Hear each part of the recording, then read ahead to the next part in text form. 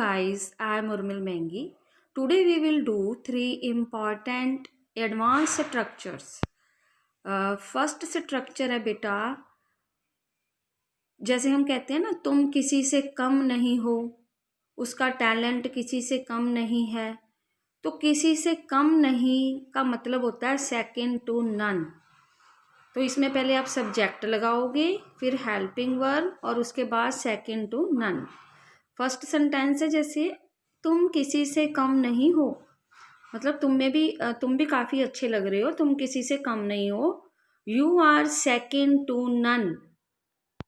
उसका टैलेंट किसी से कम नहीं था, मतलब जब कहना होता है ना कि उसको प्राइज़ नहीं मिला, तो आप आपस में बातें करते हो, he didn't get the prize, but उसका टैलेंट किसी से कम नहीं था।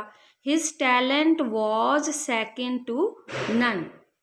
आपका पढ़ाने का तरीका किसी से कम नहीं है।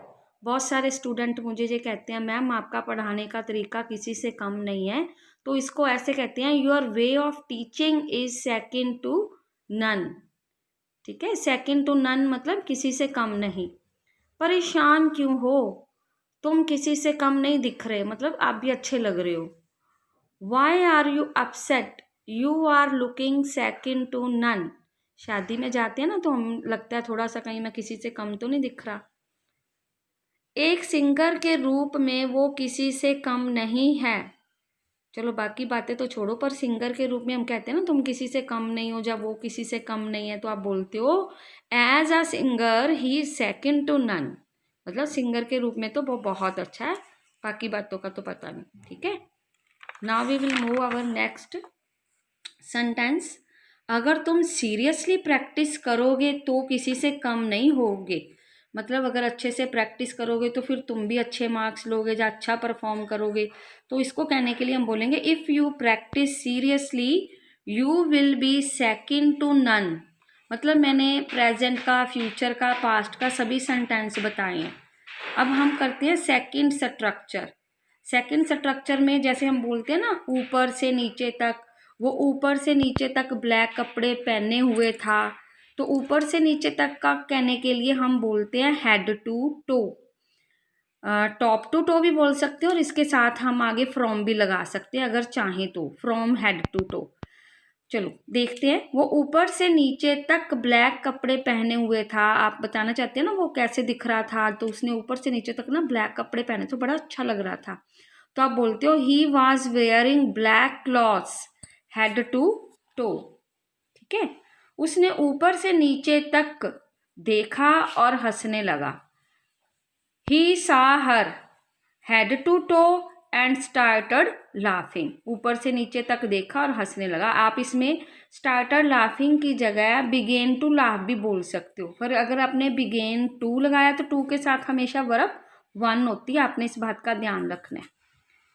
मेरी बॉडी ऊपर से नीचे तक दुख रही है। कई बार होता है ना, हम कहते हैं भी सारी बॉडी दुख रही है ऊपर से नीचे तक, बहुत दर्द हो रहा है, तो उसको कहने के लिए आप यूज़ करोगे my body is getting pain head to toe. यहाँ गेटिंग का मतलब होना, गेटिंग का मतलब मिलना भी होता है, लेकिन यहाँ इसका मतलब होना है। गेटिंग के बहुत सारे मतलब होते हैं।